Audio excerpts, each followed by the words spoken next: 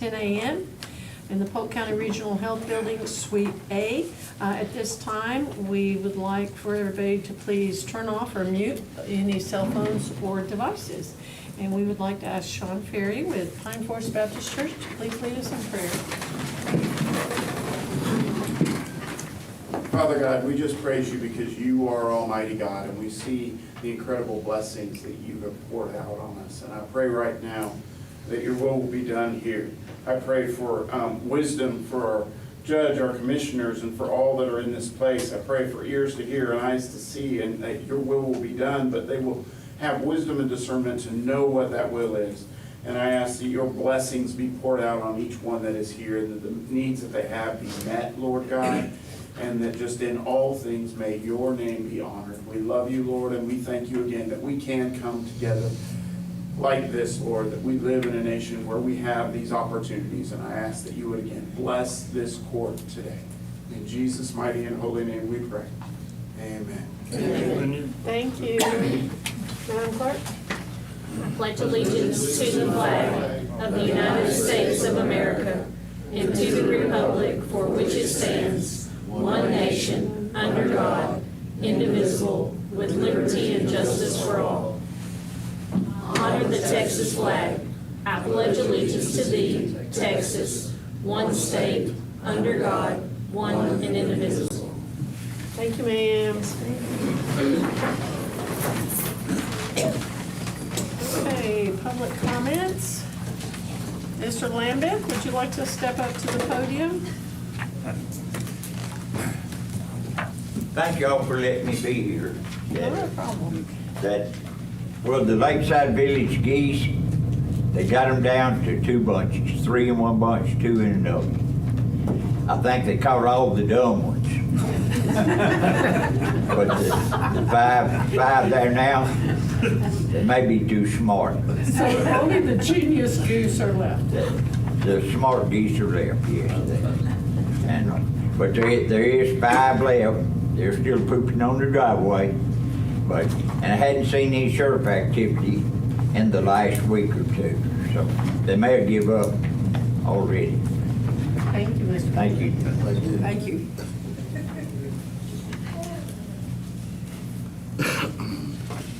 Okay, very well. Informational reports. Do we have anyone from Red Cross here today? Okay, so we'll do it. We have a proclamation requested for American Red Cross Month, which is March 2026.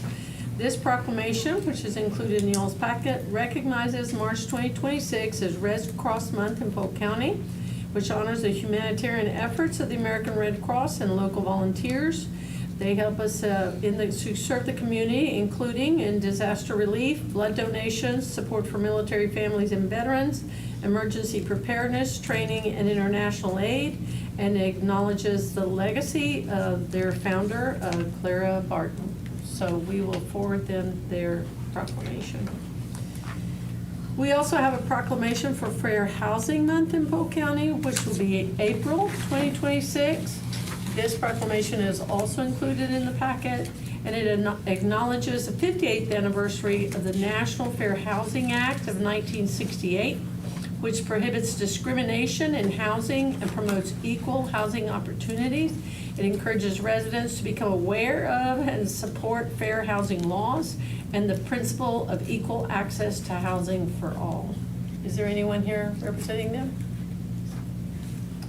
Okay, the third informational report is our tire and large item collection event, which is scheduled for Saturday, March 14th at the Polk County Commerce Center. Polk County will once again host a tire and large item collection event on that Saturday from 8 to 2 p.m. So let me just say, it's from 8 until the trailers are full. So whoever comes first, it's first come, first served. This event will provide residents with an opportunity to properly dispose of unwanted tires and large household items that are not typically accepted through regular waste services. It's intended to help reduce illegal dumping and support community cleanup efforts by providing a convenient, no-cost disposal option for county residents. The service will be first come, first served, and may end earlier if trailers and dumpsters reach capacity. Please be aware that no commercial waste will be accepted. This is strictly for residents of Polk County. Okay, new business. Our consent agenda, you have an addendum. Addendum number 1 is $430,266.36. Addendum number 2 is $625. Addendum number 3 is $11,101 with 22 cents. And those addendums, and we need to also table the minutes of the previous meeting, which is emergency and regular session. Is there anything else that needs to be changed or modified on the consent agenda? So moved. A motion by Commissioner Cassidy, second by Commissioner Dubose. All in favor say aye. Aye. Any opposed? Motion carries. Oh, I do need to make note for the record that Commissioner Purvis is not here today. Okay, new business, your regular agenda. Consider approval of personnel matters as follows. This is personnel action form requests submitted by department heads since the last meeting, and review of any authorized emergency hiring. At this time, we do not have any emergency hires, and we have no PAS from department heads, so nothing to be done there. Motion to move forward. Second. Dubose and Cassidy, all in favor say aye. Moving forward. Okay, number 12, consider requests for revisions and amendments to the budget as follows. A, the FY 2026 budget revisions and amendments as presented by the County Auditor's Office. A copy of the proposed revisions number 2026-13 and amendments number 2026-13A was included for your review. So moved. I'll second. Motion to approve, Commissioner Cassidy, second Commissioner Robertson. All in favor say aye. Any opposed? Motion carries. Item number 13, discuss and take action to select up to 2 prioritized projects for submission to the Texas General Land Office. A local communities program, which is disaster recovery 2024 flooding event, and discussion requiring the required 5% county match funding source. As you are aware, Polk County is eligible to submit up to 2 project applications under the Texas General Land Office Local Communities Program. So since we can only submit 2 applications or projects for consideration, and ultimately GLO may only fund 1, okay? We have 4 commissioners for those of you that aren't aware of the possibilities here. So, although the project allows for a variety of project types, each of the commissioners has indicated that road projects would provide the greatest benefit within your precincts. Public hearing was conducted on March 4th to receive community input regarding potential projects, and the comments received during that hearing have been compiled and are included for your review. Because this program is specifically intended for disaster recovery, all projects must clearly demonstrate a direct connection to damages or impacts from the 2024 flooding. And to ensure structural, objective, and countywide discussion, so what Grants and Contracts did was sent out a request requesting information. And the information needed was what the project impact and public safety would be. So the total mileage impact, can emergency vehicles travel on the road? Were residents able to leave their homes during the heavy rain events? Can school buses safely travel the road? Does the road serve as a significant number of homes or critical infrastructure? Where over 50% of the beneficiaries must be considered low to moderate income based on the census or a door-to-door survey. And then you had the HUD requirements, which was that it had to be a flood event connection, the program requirements, the cost must fall between $500,000 and $5 million. Polk County must provide a 5% match. And that's identify the funding source. and then we'll go from there. Before we, the conversation is gonna be between you all. But these are some of the things I think you need to consider. First of all, we have several areas of our county where, especially during adverse weather, emergency responders or emergency management cannot access those people. I think that's big. I think being able to have ambulances, law enforcement, emergency management, have access to those areas, I think that's a vital consideration. I also think that all of you need to take into consideration the number of residents that would be directly impacted. But not just the number, but you have to keep in mind that they must be low LMI. They must benefit in a way that takes them above and beyond, not just we fix this road for people. The other thing that I think that you all need to consider is connectivity for people leaving hazardous conditions. So if a road connects in a way that allows people from point A to go through point B and get to point C in an evacuation or an emergency situation, I think that needs to be considered. So the LMI is big, and if we do not have good LMI, then the commissioner needs to be prepared to go door to door, making door-to-door surveys. And then the information must be in by May for submission in June. All of you all have received, we put a copy made a copy available to you of what Commissioner Purvis sent in response to the questions that were asked by the grant writers and by Jessica. So I'm just going to read his answers into the record, and then you all can proceed with the conversation. So it says, as you evaluate potential road projects in your precinct, please be prepared to address the following. The ones he wants to look at is primarily 9 Bridges Road, which connects to Farm to Market roads, Wolf Hill Road, and I still don't know what that says. Loving Ferry. Loving Ferry, okay. The total mileage impacted is approximately 10.5 miles. Replace 2 bridges and head walls on tank cars. During normal Sunday conditions, emergency vehicles can travel the road.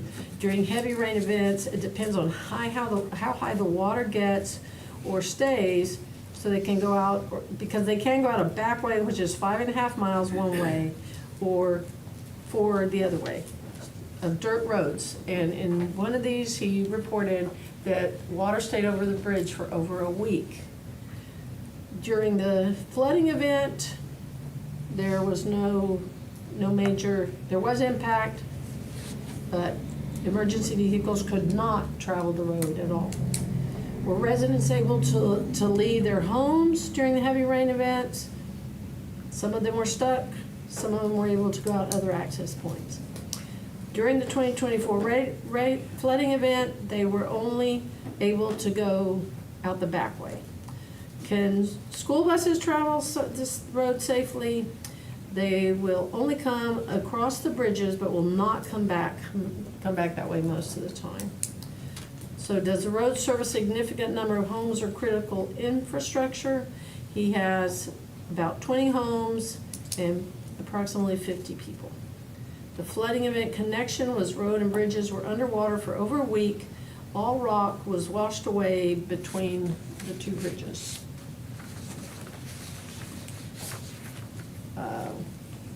Then ongoing vulnerability, if improvements are not made, all problems will continue to exist. And the only thing he added to that is that with the state's bridge replacement program, that those are basically his 2 really concerning bridges that need to be replaced. So, who wants to lead the conversation? Because it's up to the board. But I'll just say in precinct 1, you know, in Holiday Lakes, we have only one way in and out. And so it's very critical that we try to, you know, get another route. Okay. Because of very, you know, we have some of the same issues like Milt was talking about. So let me take notes for you all as you have your discussion. Okay, so in your case, you're talking about another road, Yes. building another road. Or taking some of the places that looked like at one time they were, I was out there this morning also, they look like many, many years ago, they might have been a way out, but they've been grown up and there's no houses on them, they were maybe through pastures or but something, be able to get people out in an emergency if that. Okay, so have One we way in looked is on. at, previous plats, or have we looked at, do we have any information on that? Well, I will. I don't have, I just was doing I met with them this morning. Okay. I mean, I've talked to them several times, but. 'cause we'll So have to you're do that. talking about creating another road? An escape route. Yeah, yeah. So you're talking about creating another exit point.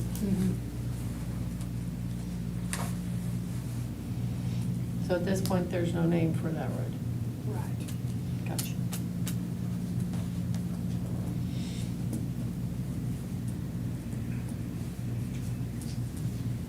Okay. You want to go in order? Well, as far as me, as far as considering all aspects, I do have 2 subdivisions, but I will tell you, on both of mine, it was very, very light flooding and stuff, but I have accesses out.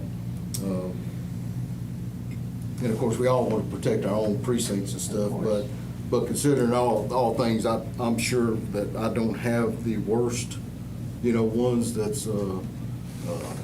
faces some of the other issues and stuff like that, and I would prefer, you know, to pass mine to somebody that's more in need. I mean, each one of mine, I was able to get in and make improvements already to where I've solved some of the issues and stuff like that, but I'm able to get exit out of mine regardless either way, but. Okay. Well, the other thing too, as you all know, we sit around waiting for IAH, right? And for MTC and ICE and the federal government to kind of figure out what they're doing. And it's kind of like a good luck situation. And so we are preparing, so maybe that's something that everybody needs to consider, that we are finally able to find out what direction some things are going to move. We still do not have a contract with ICE, so we still do not know which direction ICE is going to move with our IAH facility. And of course, there's always a lot of chatter. And so maybe that's something that you all need to consider when the IAH monies become available, is how to make a more equitable distribution, because that cannot be utilized for any regular operations. They can only be utilized for capital. So that's something for everybody in the group to think about as you move forward with this grant. Okay, how many people were impacted? Do you have your little form completed? No, I do not. I will. Okay, so But you know. we need that completed and we Yeah. need to make a copy of it. Okay, so how many people were impacted? Well, that's hard to say because of the way that the subdivision is laid out, you know. But it's at least 200 or 300. Okay, so we need the number of residents. Because keep in mind also that the rental or the weekend homes are not going to help you with your LMI. Right. So it's actual true number of residents, not homes. That's right, yeah. Well, I Okay. said 200 to 300. Well, even on your behalf, you know, I couldn't even give a head count on mine because I wasn't really for sure that we actually really needed a head count right now. No, either, you know you're what I mean? good. But- You're good. but- No, you're good, because since we have to come up with 2 projects, well, then obviously, somebody's gonna have to concede somewhere. Yeah. So you're good, but I do think that the court needs to consider further down the road, the distribution on the IAH to create, That makes sense. yes, to allow you to move forward. Okay, I have this, I gave you one there. okay, Approximately about 1,200 people that live in Indian Springs subdivision. Now, every road that I got listed here won't affect that 1,200 people, but, you want me to read it all out, right, or you want to read it? whatever you want to do. The road that be worked on are the loop in Indian Springs subdivision. This is the bus route and serves to reach the whole community in Indian Springs. It is a loop with a combination of 5 roads, and the total mileage on these 5 roads is 5.2 miles. During normal conditions, school bus, emergency vehicle, home health, and residents can travel these roads. They're dirt roads, they get rough, but they can travel. But in wet conditions, the roads can become hard to travel. And in very wet conditions, like the flood of 2024, school buses will not even attempt to go down the road. A lot of residents would not even attempt to try to go down the road, but then some would, and some get through, some get stuck. Merchant vehicles had a very difficult time getting down these roads, as did the home health nurse. We had several home health nurses that we had to go out there and kind of help them get to the road. And then like the garbage service would not hardly go down these roads. One of the big problems on these roads, a lot of the driveways and stuff, the people, they live on fixed income or none at all, hardly, and they won't buy a driveway covered or anything. Water just comes out in the road and stuff, and on that. And on these roads, there's several roads that connect to these roads, and so forth. But that's basically what we're looking at. There is only one way in. One way, yeah. One way in, one way out. Okay, so all So of you had the these, same thing. all of we had, these, huh? all of these are county roads? Yeah, all these I got listed are county roads, and there's some non-county maintained roads. These Right. are, Well, I'm just making sure.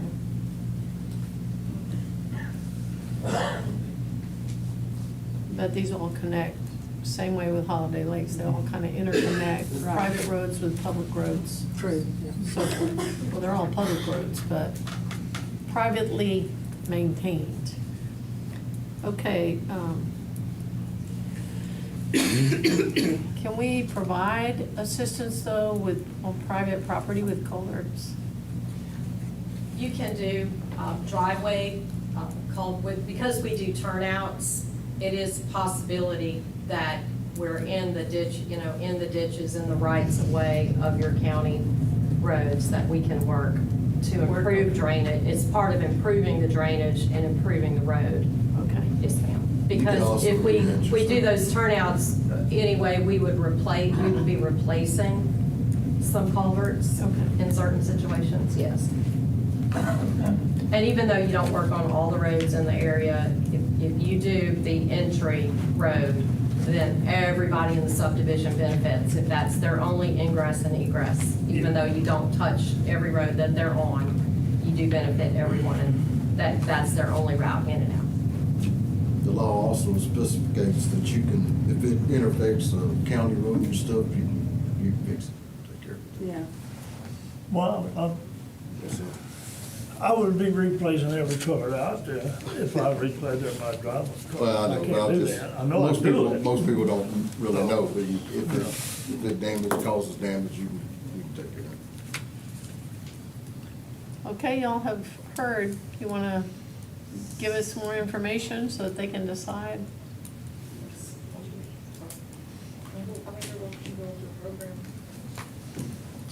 Just real quick, the way that this one is established with the General Land Office, it can ask for anywhere from $500,000 to $5 million, and these projects that y'all have brought forward would be $5 million and still not be able to do everything you want to do, probably, with current costs. They're allowing us to put in two by March 23rd. They will score these requests for projects at that time. April 8th, they should, according to their schedule, send out an invitation to apply. And at that point, it will be one. It will probably be only one. I don't see any way that anybody will get two. just mathematically, there's $97 million, and if you can ask for $5 million, which most communities that have the ability to will do so, and if everybody asks, that's 19 projects out of everybody that's eligible, which are, I think 25 counties and all the cities within on the primary and another 60 counties on the secondary. And they will go down to a score of 50 before we go back up and award a second project. So right now, y'all are scoring in the low 80s, which is really a good score. And one of the things that y'all did that I would commend the court and the county on is reporting your FEMA damages. Because so many did not, and they're giving 25 out of 100 points for FEMA damages, and y'all get 10 or even 15 points out of the 25. Most everybody else in this region was less than 5 points. I mean, they're gonna get 5 points because it was $0 to $25 per capita, and y'all were well above that. So I wanna commend you for that work. I know sometimes it doesn't seem worth it because FEMA doesn't always come back and pay when you do all the work that you do. So with that said, these projects are all eligible, obviously, from an infrastructure perspective. There is not a score based on the number of persons served, but as the judge has said, and as Jessica prepared the questionnaires, those are critical because whichever project is number one, we're gonna have to really write that narrative on how it was impacted. We've been doing mitigation funding for so long now. It's been since Harvey that we did actual storm damage. So while there's lots of other great things that could possibly be eligible projects, unless we can tie them to a storm event, we can't do them.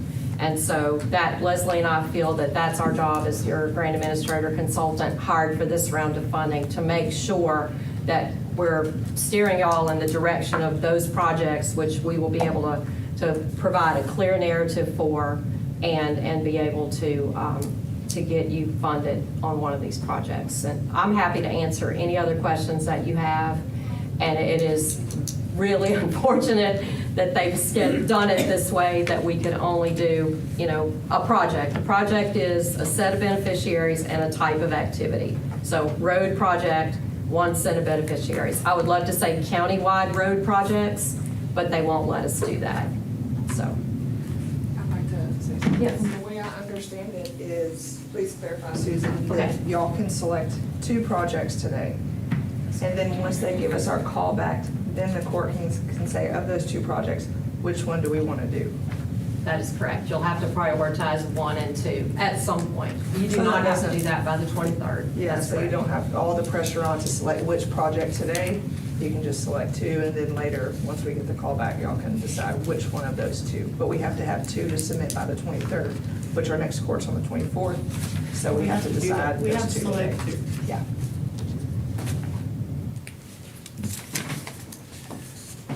Okay, first of all, I don't ever want to hear anyone nag about Courtney Comstock calling you and saying, I need your data, I need your data. So when emergency management calls and says, we need your data for FEMA, it has further ramifications. If FEMA decides not to come, like they did with the tornado, if they say, nope, you don't qualify for anything, it was not time or money wasted, I guess is my point. Yeah. So now we got to see another ramification of following FEMA guidelines. How many points, 25 out of 100? 25 out of 100, yes. Yes. And it is damage per capita. And yeah, the first range was $0 to $25, and that got 5 points. And y'all were in the next range, I think 25 to 100, and then 100 to, yeah, it goes up from there to 500. And during the tornado, or after the tornado, we did have some difficulty getting some of those things, some of that information, because first of all, the population scattered out. They didn't have a home. So they went and stayed with friends, or they stayed with family, or they were too shocked. You see what I'm saying? Too overwhelmed by the whole thing. And so So we are trying to figure out ways to get that information without further traumatizing the public. But that makes a huge, huge difference on whether or not you're gonna get FEMA assistance. Okay, Well, I wish we could help everybody, but, I mean, my vote's gonna be for the majority of people. okay, well, that's a good starting Indian point. Springs and The majority of, Holiday Lake we're talking about. I mean, that's solely what I'm basing it on. Everybody needs help from somebody, but that's what I'm gonna base it on. okay, so in your case, you have 1,500 people. Like 1200. 1,200? Distance. So, Okay. like I said, it doesn't affect them all, but it's a big, huge majority of it does. Well, having a better access or a better exit point does affect all. Oh, yeah, the better exit point, yes. Yeah. Okay, so, And see, okay. and I was just thinking about one, because we would have, Holiday Lakes would have more than that if you consider the whole. But, No, you have to consider the whole. Yeah, Yeah. so, but then it'd be almost 1,000 or more, yeah. Well, I mean, I think we all know that there's probably 200 to 300 residents down there. And then you see, you got your weekenders, and- But you can't count them. yeah, okay. You can't count them. Okay. Having a second home Okay. does not count. That does not make you low LMI. Yeah. Just, so you have to focus on the LMI. So you have to have 200, so you're saying you have 200 to 300 Well, that- residents. Let's go bump it to 500, because that would cover the whole, all of Holiday Lakes, or I can bring you You back do- to No, we have to make the decision today. today. Let's see, 300. Okay. And then Commissioner Purvis said that basically it's 20 homes and 50 people. So if you're prioritizing based on people, you're high man on the totem pole for the money.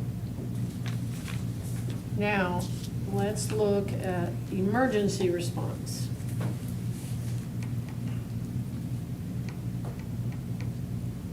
Okay, basically, there's high elevation where your people can go.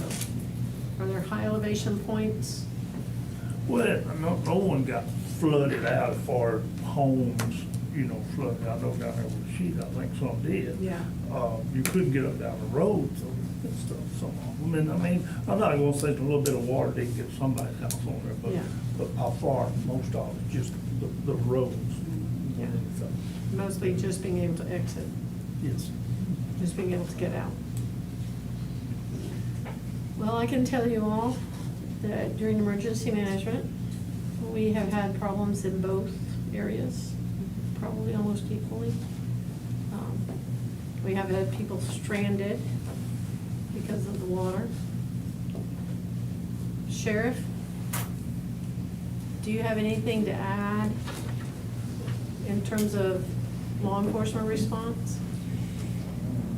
Yes, ma'am, and I would have to agree with what they're, at least the direction they're going about those. Can you come up to the podium so we can hear you? Yes, ma'am, the only thing that I would say is in choosing these is those high impact areas, it's like Indian Springs as well as Holiday Lakes. Both are locations that have lots of people who live in them, but I will have to say that one of the major issues that we've been having a lot of problems with is Indian Springs, being able to get in and get out. But I think some of the problems that me and the commissioner have talked about, that a lot of those roads are private roads. And so I don't know if those areas can be covered, but those are areas that really are being impacted with these storms and the floods, as places like that, where we can't get to because of the fact that they are private roads. So even in bluebird days, where we're not severely impacted by weather, where are y'all having difficulties? Including law enforcement, keep in mind, including law enforcement issues, EMTs, I know our EMTs have had difficulties in both areas. And those are some of the major ones is those two spots right there. Now, there's another spot there in Goodrich, but a lot of the residents have moved out across from Gopi's store, old store. Who down? Put out Hollow, that bridge being out, but just not being able to, but a lot of the people have moved out of there, but there are a couple that are back there that we've had instances where there were some emergency issues that we could not address, or we couldn't get back there in a timely manner. So just off the top of your head, or off of the chief's head, where do you all respond more often to in terms of law enforcement issues between Out the of those two, it'll be Indian Springs. Thank you, appreciate it. Okay, so you have 1,200 people, you have 300 people. All of them have issues. Law enforcement has more issues over here than in Holiday Lakes. So Juanita, why don't you, being the neutral party, He's like, figure out which one you're gonna get mad at? Well, I've been patrolled both of them back in my law enforcement time. Indian, I'd say a motion to approve, I'd have to go with Indian Springs. So that comes as a motion? I guess we better move on down to the next Don't we one. need to be And just approved? need to- That would be the second, Yeah. right? Based on the population, 1,200, 350. Obviously, these are the top two in terms of people. Both of them have issues with county roads. You creating another exit point is gonna be way more than 5 million. Yeah.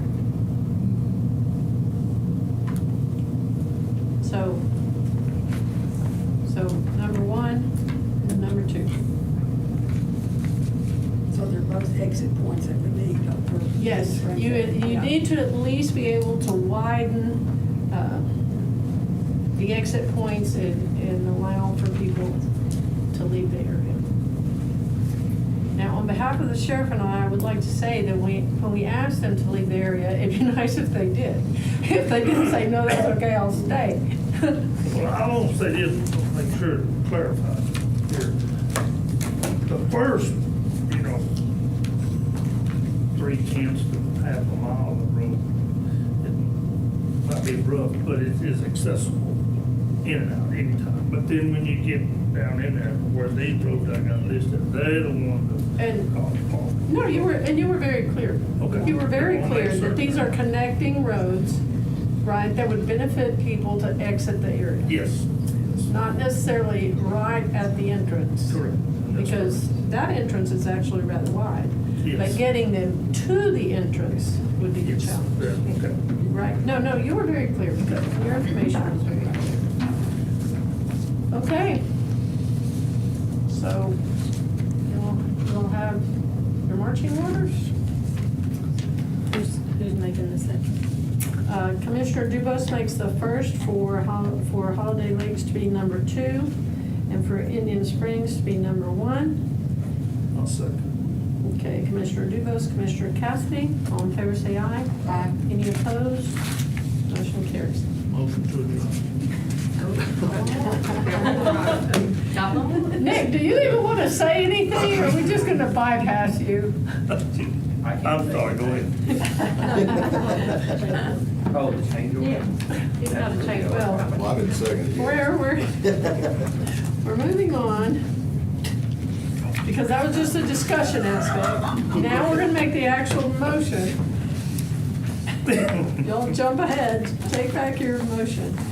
So, take action on the General Land Office Community Development Block Grant Regional Mitigation Change Order 01 with Texas Materials GLO contract number, okay, we're done with 13. That all passed, right? So now we've got Nick.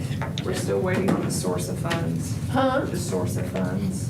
for Oh, number the 13. source of funds is gonna need to come from those particular commissioners. Is that, it's not a make or break it. And, also keep in mind, let's be reasonable about this. This is not gonna happen tomorrow. No. I mean, we're talking about mitigation funds, right? So this is a plan for the future. So the source of funds will need to be the commissioner's budget. Do we need to vote on that again to include the commissioner's budget? Okay, what if we do an amended motion? So Commissioner Dubus, you want to amend the motion? Motion to approve, Commissioner Dubus. Second. Second, Commissioner Cassidy. All in favor, say aye. Aye. Any opposed? Motion carries. Okay, item number 14, discuss and take action on General Land Office Community Development Block Grant for Regional Mitigation Change Order Number 1 with Texas Materials GLO Contract Number 24-065-044-E536. This change order will add additional work on county roads in Precinct 1 and 3, including Drew's Landing and Ellis Grimes, El Camino, and the One Such area, and is needed to provide further hardening against erosion and improve safety treatments of drainage structures, as well as increase structural strength of the county roads. It will include concrete head walls, guard railing with safety end treatments, rock riprap, and increasing the limestone base thickness from 6 inches to 8 inches in high traffic areas. The change order will reduce county maintenance requirements and further increase the longevity of the roads. Now, Nick, now we get to pay attention to you. So that's kind of a summary of what we're doing. Basically, I was tasked with we had some additional funds left in that grant, how best to utilize them. The plan I came up with is that Drew's Landing, that's one of the main roads into that subdivision. It gets a lot of traffic on it. I want to increase the base thicknesses from 6 to 8 there. That's going to handle that traffic load for a longer period of time, give you a longer project. In Precinct 1, also doing some further hardening on some of the large drainage structures that are on Ellis Grimes. And then adding some guardrail on an existing tank car culvert for one of the creek crossings there on El Camino. In Precinct 3, which is Milt's precinct, that's in the One Such area. That's the area under the HUD mid for this grant. If you keep in mind, we had 2 different grants here. We had HUD mid, we had state mid. So Milt did have state mid work, which is already completed up in Corrigan. This grant here is the HUD mid. It's in the One Such area, doing a similar thing. The One Such is the main road that goes into that subdivision, hardening it because it sees all the traffic for the whole subdivision. Not hardening it, strengthening it, going from 6 to 8 inches on the base there on that road. He's also got some large 48-inch diameter culverts, adding either concrete head walls or the precast head walls on those. It's going to keep us from losing our front slopes and banks around those culverts, adding rock riprap. So in total, the change order I'm looking to spend is $396,566.34. That is 13.37% of the contract that y'all had initially awarded to Texas Materials Group for the work in Precinct 1 and 3. That's the amount of work I can stand behind, get behind spending. We got quite a bit more money we can spend in this grant, and I'm gonna do my best to spend every penny I can that makes sense. No pun intended, right? No pun intended.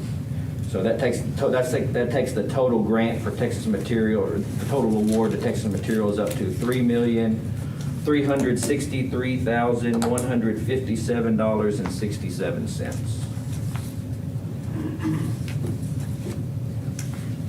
Okay. Any questions? Commissioner Robertson? Motion? Yes. Doing a good job. Thank you, I was just, Doing the best I can. Sorry it took me so long to get the numbers to y'all. Can I have a motion from But they came in hot last night. There you go, perfect. yeah. So, Have a motion from Commissioner Robertson, Second. second Commissioner Cassidy. All in favor, say aye. Any opposed? Motion carries. Motion Commissioner to Cassidy? Oh, Commissioner Dubus, I did. All in favor, say aye. We are adjourned. 10:45. Thank you, everybody. 10:45. I'm proud of them.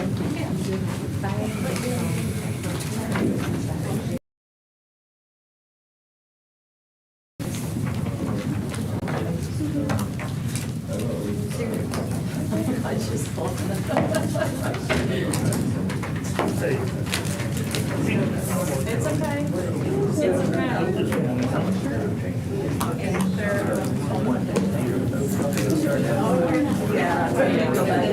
Build it up higher. Yeah. Fuel recovery.